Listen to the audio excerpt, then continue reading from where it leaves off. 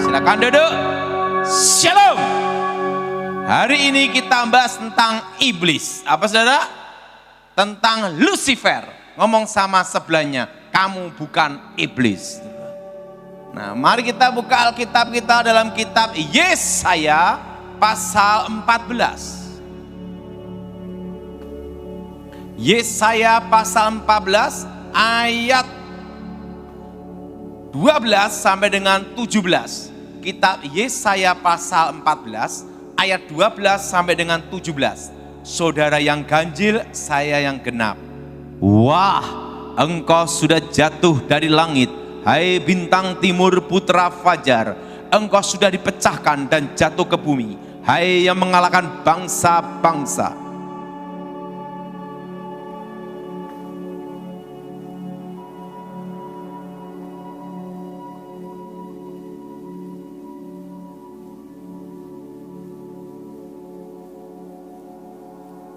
Aku hendak naik mengatasi ketinggian awan-awan, hendak menyamai yang maha tinggi.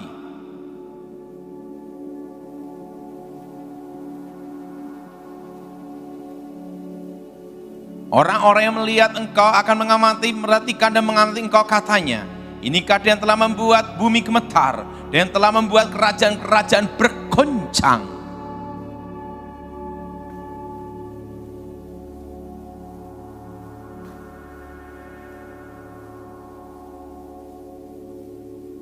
Saya mau tanya, siapa yang pernah membaca dalam Alkitab tertulis kata Lucifer? Angkat tangan.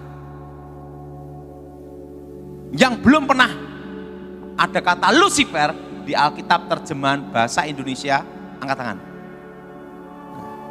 Yang bingung, angkat tangan. Ya.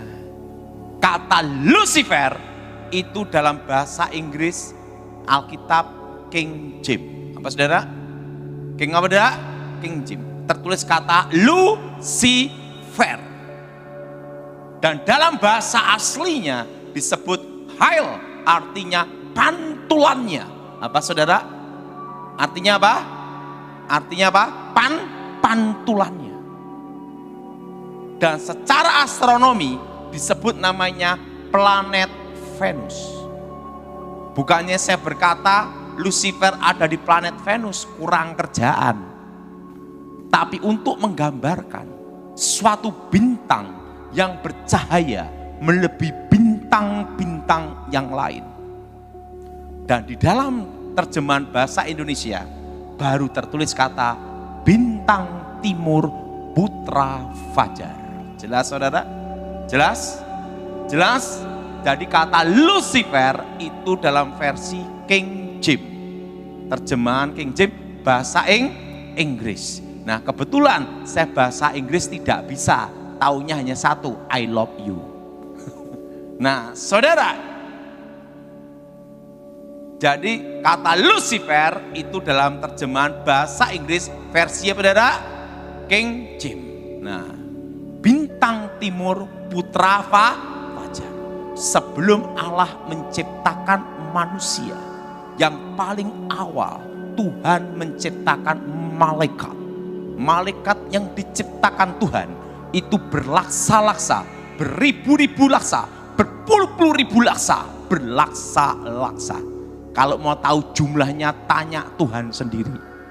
Bayangin, berlaksa, satu laksa itu 10.000. Berlaksa-laksa, beribu-ribu laksa, berpuluh-puluh ribu laksa, berlaksa-laksa. Itu bisa miliar sampai triliun.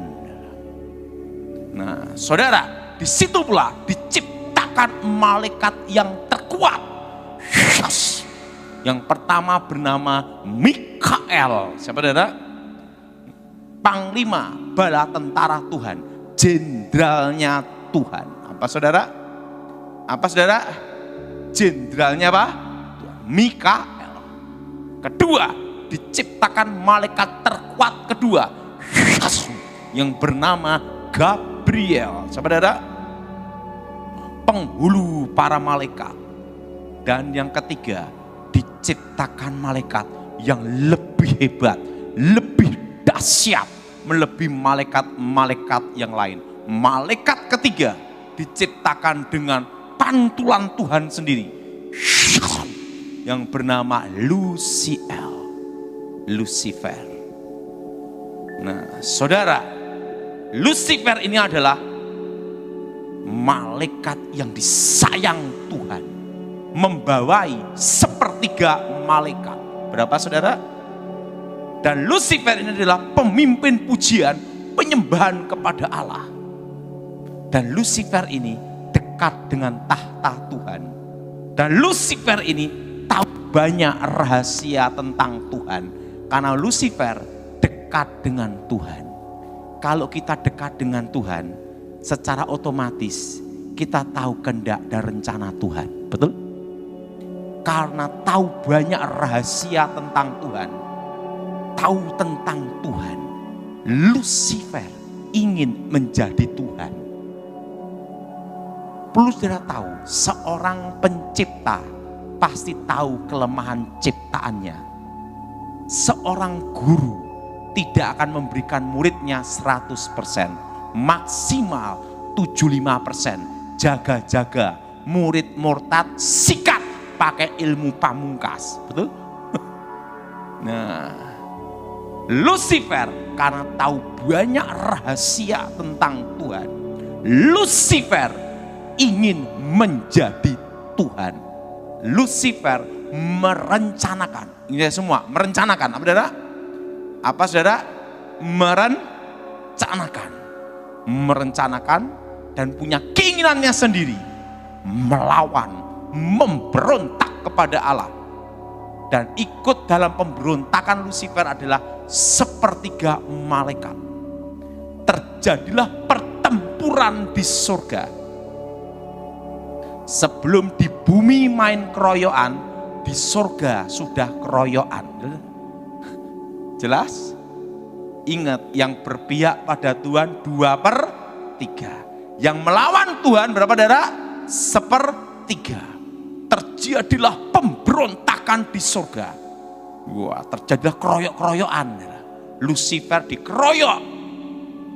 Gabriel sama Mikael 2/3. Terjadilah pertempuran di surga. Tuhan Maha Kuasa. Lucifer kalah. Dibuang ke bumi. Jadilah iblis. Saudara, jadi yang disebut iblis, Satan, ular naga tua, rajanya para setan, itu satu oknum, yaitu Lucifer. Dan sepertiga malaikat yang jatuh ke dalam dosa, jadilah setan-setan. Jadi iblis sama setan sama atau beda? Beda.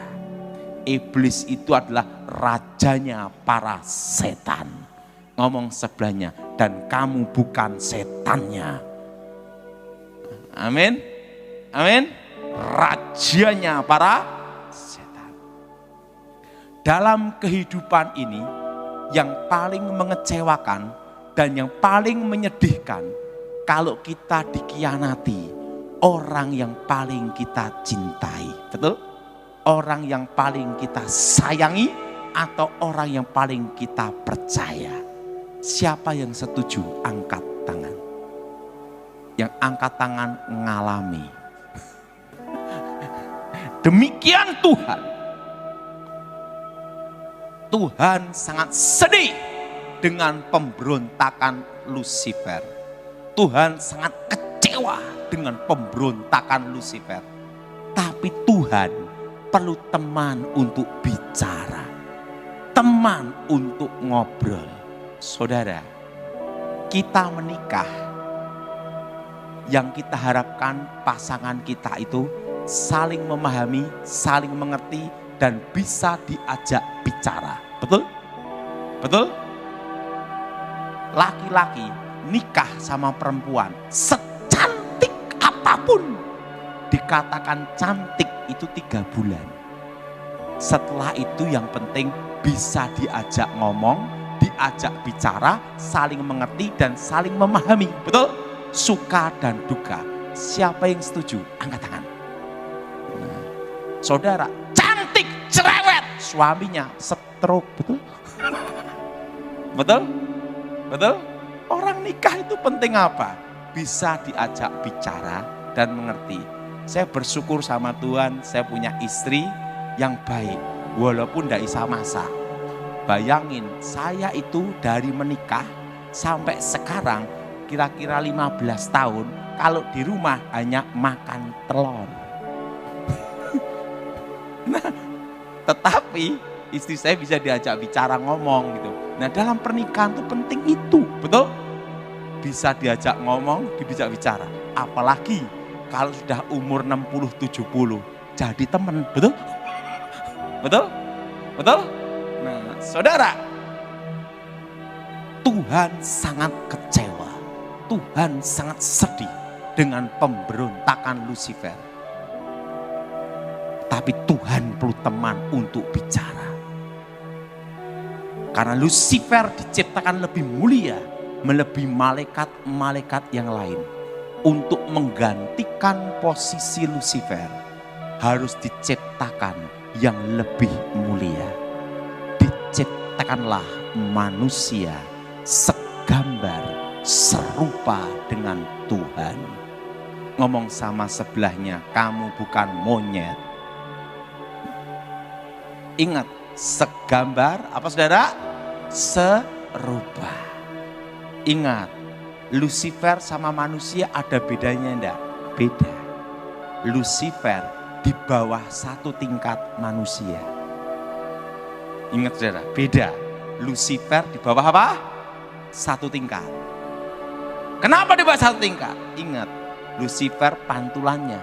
Ini apa? Segambar serupa. Beda, betul? Pantulan sama segambar serupa itu beda.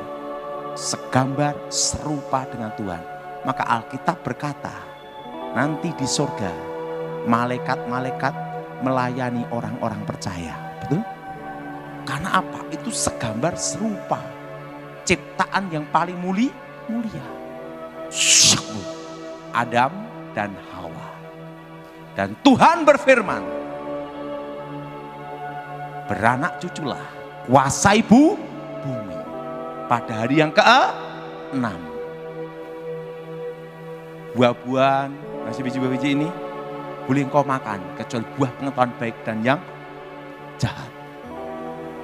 Nah, Lucifer marah. Seorang direktur dipecat, diganti direktur yang baru. Pasti jengkel, marah sama yang ganti. Betul? Betul? Yang ganti siapa? Manusia. Itulah disebut awal peperangan antara manusia dengan setan. Kenapa? Karena posisinya diganti. Makanya setan itu selalu goda manusia, tidak goda kebo. Ngomong sebelahnya, kamu bukan kebo. Jelas? Jelas? Ya, kan tidak ada setan goda kebo. Tidak ada. Selalu goda manusia. Karena apa? Karena posisinya diganti. Lucifer marah, dia pakai ular. Seorang penipu pasti lebih pandai satu tingkat dengan yang ditipu. Buktinya bisa ketipu, betul? Betul? Lucifer pakai ular. Kalau engkau makan buah itu, engkau jadi seperti Allah, tahu yang baik, tahu yang jahat. Hawa menemui Adam. Kalau engkau makan buah itu, kau tahu yang baik, tahu yang jahat. Adam dan Hawa jatuh ke dalam dosa. Dosa yang sama dengan cara berbeda, ingin menjadi Allah. Yang jadi pertanyaan, kenapa manusia diampuni, setan tidak? Betul? Karena yang protes ini manusia. Tuhan kan adil. Karena waktu saya seminar, yang tanya manusia. Tuhan itu kan adil. Kenapa manusia diampuni, setan tidak? Betul? Untuk percaya Yesus, setan juga percaya. menyembah Yesus, setan juga menyembah. Tapi setan tidak diampuni. Kan tidak ada tertulis, setan rame-rame bertobat, tidak ada. Ingat, Lucifer melawan Tuhan, mengkudeta Tuhan, merencanakan pemberontakan dari dirinya sendiri. Melawan, memberontak, merencanakan, mengkudeta Tuhan. Beda dengan manusia. Manusia tidak merencanakan pemberontakan. Tidak ada keinginan melawan Tuhan. Kasus pembunuhan berencana, maksimal mati, minimal seumur hidup. Betul? Pembunuhan tidak berencana, ada keringanan. Betul? Apalagi kalau yang bunuh orang gila, bebas. Karena hakim tidak bisa ngadili orang gila. Kalau hakim bisa ngadili orang gila, berarti hakimnya. Nah, saudara, ingat, manusia tidak merencanakan pemberontakan. Maka manusia diberi kesempatan pengampunan di dalam Yesus Kristus. Saudara, pada waktu manusia jatuh dalam dosa, langsung manusia di bawah kuasa dosa. Artinya apa? Di bawah satu tingkat Lucifer. Kehilangan kemuliaan. Jelas? Nah, Yesus datang ke dalam dunia untuk memulihkan hubungan Allah dan manusia. Artinya apa? Segambar serupa. Seperti manusia sebelum jatuh dalam dosa. Makanya kalau kita percaya Tuhan Yesus, posisi di atas setan. Yang tidak percaya Tuhan Yesus tidak dalam Tuhan, posisi di bawah setan, dikuasai dosa, kuasa kegelapan. Maka Alkitab berkata, penguasa dunia ini sementara waktu seizin Tuhan adalah setan, tetapi masih di bawah kendali kontrol Tuhan. Jelas? Jelas? Jelas? Yesus datang untuk menebus manusia dari dosa dan memulihkan keadaan. Segambar, serupa. Amin. Amin. Makanya posisi kita orang percaya itu di atas setan. Tidak bisa disantet, tidak bisa diguna-gunai. Kok ada orang Kristen kena, Pak? Itu Kristen tomat, habis tobat besok kumat. Belum dalam Tuhan.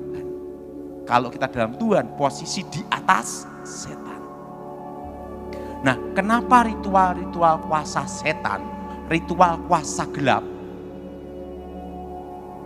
di Eropa, di Asia, di Timur Tengah, di Timur, semua selalu hari Jumat. Kenapa tidak hari Minggu atau hari Sabtu? Itu untuk orang pacaran, malam Minggu. Yang jadi pertanyaan, kenapa selalu ritual kuasa setan, kuasa kegelapan seluruh dunia hari Jumat? Cina, Asia, seluruh dunia Jumat. Yang berhubungan kuasa kegelapan, yang disebut Sabat Yahudi, hari ketujuh itu hari Sabtu. Hari pertama berarti itu Minggu. Kenapa Kristen hari Minggu? Hari kebangkitan Tuhan, kemenangan. Amin. Berarti hari yang ke-6 hari Jumat. Ingat, hari ke-6 Tuhan menciptakan manusia, membikin perjanjian dengan manusia, beranak cuculah, kuasai bumi. Amin. Kalau Tuhan memberkati manusia, ingat, lawan dari Tuhan adalah setan. Maka setan menggunakan hari yang ke-6 untuk mengikat manusia juga dengan kutuk. Jelas? Hari yang ke-6 itu artinya lawan dari Tuhan adalah setan. Maka ritual kuasa setan di seluruh dunia selalu hari ke-6. Jelas? Maka antikris itu 666, artinya angka manusia. Jelas? Jelas? Jelas? Nah, jadi hari yang ke-6 itu Tuhan memberkati manusia, memberkati masa depan. Beranak cuculah, kuasai bumi. Siapa yang setuju angkat tanganmu? Yang bingung juga angkat tangan, enggak apa-apa. Ingat, beranak cuculah, kuasai apa? Bumi. Hari keberapa? Ke-6. Demikian setan mengutuk manusia, mengikat dengan perjanjian setan dengan kutuk. Apa arti kutuk?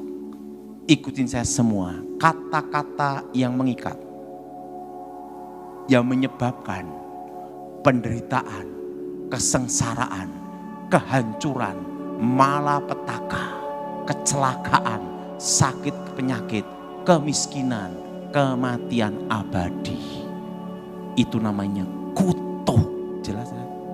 Dan apa artinya berkat? Ingat semua, kata-kata yang memberikan kehidupan, kejayaan, kemenangan, keselamatan, kelimpahan, kekayaan, hidup abadi, kelimpahan. Itu berkat. Jadi lawan dari kutuk adalah berkat, lawan dari berkat adalah kutuk. Jelas? Makanya ritual puasa gelap di seluruh dunia pasti hari Jumat, malam Jumat. Maka terkenal namanya malam Jumat Kliwon. Jelas? Jelas? Itu di Indonesia. Kalau di Eropa ya tetap hari Jumat juga, malam Jumat. Tetap. Sampai ada filmnya The Friday kan ya. Karena apa? Itu adalah artinya lawan dari Tuhan adalah setan. Tuhan mengikat perjanjian manusia dengan berkat, setan mengikat manusia dengan kutuk hari ke-6 juga. Makanya puncak ritual puasa gelap seluruh dunia itu selalu hari ke-6. Jelas? Nah, yang jadi pertanyaan, siapakah yang bisa mengalahkan Lucifer? Karena malaikat terkuat. Yang pertama adalah Tuhan Yesus sendiri. Apa saudara? Apa saudara? Tuhan Yesus sendiri. Apa saudara? Apa saudara? Tuhan Yesus sendiri. Karena Tuhan Yesus adalah Allah yang menjadi manusia. Amin. Kedua, dikeroyok malaikat. Untuk mengalahkan Lucifer, malaikat harus mengkeroyok. Ingat di kitab Daniel. Daniel berdoa minta kepada Allah. Tuhan mengutus Gabriel. Di tengah jalan disabotase Lucifer.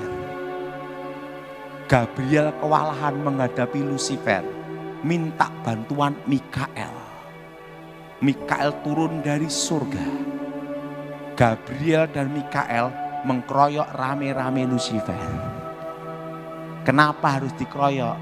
Karena kalau menghadapi Lucifer sendiri, Mikael bingung, betul? Karena malaikat Gabriel, Mikael mengkeroyok rame-rame Lucifer. Lucifer kalah, lari. Mikael kembali ke surga. Gabriel menemui Daniel, wahyu akhir zaman. Jelas? Jelas? Jadi untuk mengalahkan Lucifer, malaikat harus mengkeroyok. Pak Daud kok tahu Lucifer gimana? Karena saya pernah ketemu dia. Jadi saya tahu rahasia ini. Tentang awal penciptaan. Dan yang ketiga, dikalahkan oleh orang-orang percaya di dalam nama Tuhan Yesus. Kenapa orang percaya bisa mengalahkan Lucifer? Ingat, waktu kita percaya Tuhan Yesus, hubungan kita dipulihkan, segambar serupa, dan kita layak memanggil Allah sebagai Bapa. Kembali ke tingkat awal lagi. Sebelum jatuh dalam dosa, segambar seru di atas malaikat. Jelas? Jelas? Jelas? Jadi ingat, Kita orang percaya itu di atas setan. Orang yang tidak percaya Tuhan, tidak dalam Tuhan, itu di bawah setan. Bawah kuasa dosa. Jelas saudara? Nah kalau kita orang percaya di atas setan. Kenapa? Ditebus, disucikan dengan darah Yesus, dipulihkan hubungannya dengan Allah. Jadi saudara sama setan tidak boleh takut. Karena engkau posisinya di atas setan. Amin. Siapa yang percaya setan takut sama saudara? Angkat tangan. Di luar gedung saya berkata, kita coba.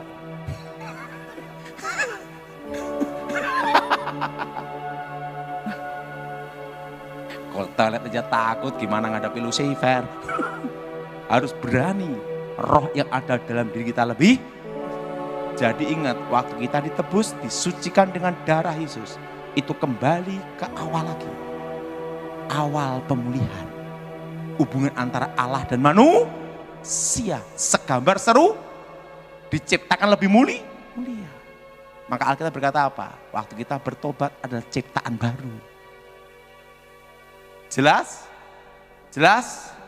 Jelas? Nah, jadi kita orang percaya bisa mengalahkan Lucifer. Yang jadi pertanyaan, kenapa perlu diciptakan langit yang baru dan bumi yang baru? Apa Tuhan kurang kerjaan? Kan gitu. Ikutin saya semua. Langit yang sekarang ini akan lenyap. Bumi yang sekarang ini akan lenyap. Seperti gulungan kitab.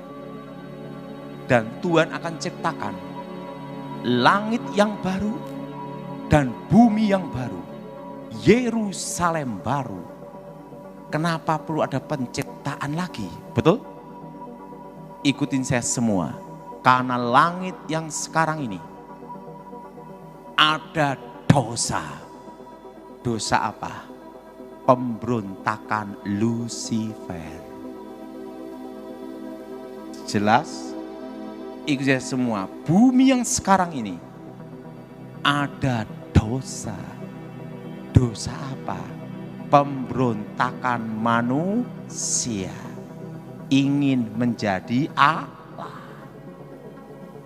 Maka perlu penciptaan lagi. Karena Tuhan itu kudus, tanpa noda, tanpa celah, tanpa maka perlu diciptakan langit yang baru, bumi yang baru, Yerusalem baru.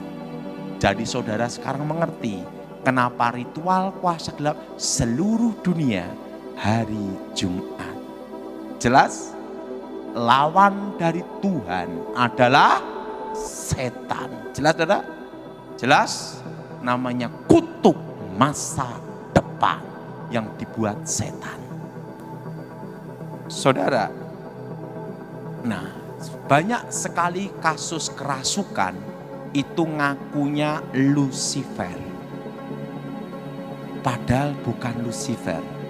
Nah kalau Lucifer itu cirinya gimana? Nah ini cirinya. Sebelum saya bertobat, saya diajar sama kakek nenek saya. Kakek saya itu tokoh aliran putih namanya Sapuangin. Terkenal dengan ilmu saipi angin pindah tempat. Dan terkenal dengan ilmu kebal, aji lembus kilang, tembak dor sejengkal. Dan terkenal dengan ilmu panglimunan, ting menghilang. Kakek saya itu ilmu putih, nenek saya ilmu hitam. Lahirlah saya abu-abu. Nah nenek saya terkenal dengan ilmu santetnya, setan kober, kobaran api setan, pembunuh tercepat, pembunuh tercepat, pembunuh senyap, silent killer. Dan dia kalau membunuh orang, jantung berhenti, 5 menit pasti berhenti. Siapapun orangnya. Nah, saya belajar dari mereka sejak usia 9 tahun. Dan semua ilmu yang saya pelajari itu dari mereka. Dan tapi kalahnya sama pendeta gemuk, haleluya, Gilbert Lumaindong. Saya bertobat sama Gilbert dan saya ikut Pak Gilbert pelayanan belum lama. Saya ikut Pak Gilbert itu sudah baru 25 tahun. Berapa tahun saudara? 5 tahun. Waktu saya menguasai ilmu kakek nenek saya dan nenek saya. Kakek nenek saya berkata, kamu harus menguasai ilmu terakhir. Gabungan ilmu hitam, ilmu putih. Kamu harus ketemu seorang guru lagi. Pangeran, Kanjeng Pangeran. Untuk mengajarkan kamu ilmu pamkang jagat, membelah dunia. Saya bingung. Guru saya lebih hebat, kok ada yang lebih hebat, betul? Dan nyari gurunya satunya di mana kan gitu. Kamu ndak usah bingung cara cari gurunya. Ada cara untuk mengundangnya. Oh, langsung guru saya, kamu siapkan jiwa kamu, mental kamu dulu. Dan siapkan tubuh kamu, kekuatan fisik kamu dulu. Harus melebihi kekuatan manusia. Kalau tidak, kamu bisa gila atau mati untuk ketemu dia. Untuk menguasai ilmu terakhir. Dan waktu akan berhenti. Langsung dia baca mantra. Tenaga dalam kakek saya dimasukkan ke saya dulu. Tenaga dalam nenek saya dimasukkan ke saya dulu. Setelah itu baca mantra. Cuk, vitamin komplit. Tiba-tiba langsung awan gelap. Gempa bumi. Alam bereaksi. Angin ribut. Petir. Muncul satu sosok. Tingginya 3 meter. Baru saya tahu Pangeran Kegelapan. Wajahnya tampan melebihi Elvis Presley.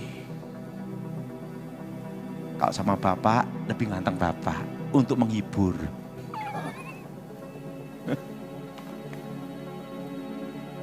Tingginya 3 meter. Rambutnya silver perak. Dan model ininya tatahan es. Tembus pandang transparan. Dan matanya seperti cahaya intan berlian. Dan bumi berputar di dalam matanya. Maka disebut penguasa dunia. Bajunya berkilauan seperti perak. Ada ikat pinggangnya juga gini. Dan sepatunya tidak bisa saya lupa seumur hidup saya. Bukan pakai dari kulit sapi, beda. Modelnya kasut seperti ini. Seret gini. Terbuat dari emas murni. Hermes kalah.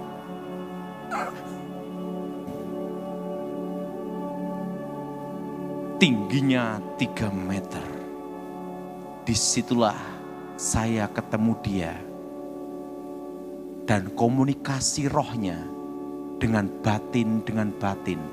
Maka tahu jadi yang disebut kontak batin, hubungan batin, komunikasi roh.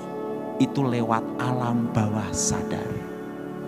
Makanya orang kalau cari nomor togel di kuburan ketemunya waktu mimpi, ngerti?